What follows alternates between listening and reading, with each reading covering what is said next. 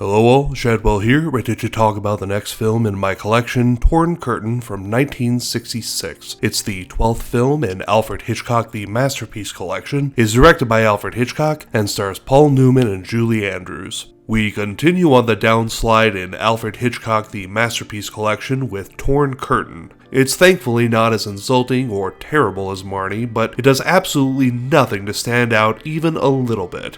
I will be honest and say it took me about 2 hours and 45 minutes to watch this 2-hour film because it kept putting me to sleep. And I was not tired going into it, it just bored me to the point of unconsciousness. That's how truly meh this movie is.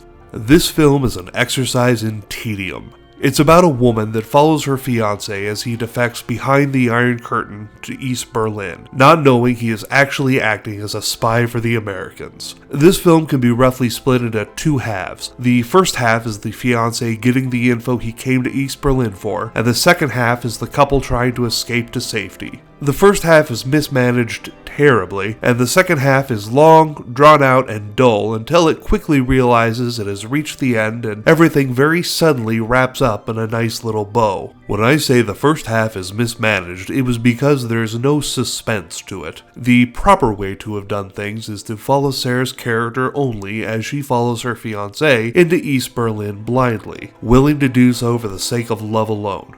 But the film shows us early on that the fiancé character of Michael is an American spy before he defects. If we didn't know this information, the movie would have been much more interesting in its first half. Granted, this would have changed the makeup of the film a bit, but I feel it would have been the right move to bring a little suspense and intrigue into a dull, boring film. Yawn.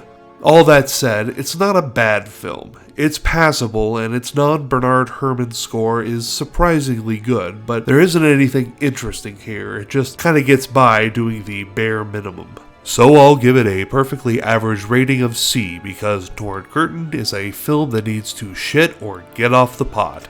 Join me tomorrow when we take a break from Hitchcock and go back to the 50 Decrepit Crypt of Nightmares collection with its 10th film, Hell's Highway. And I promise not to be critical if it doesn't take place on a literal highway in hell. See y'all then.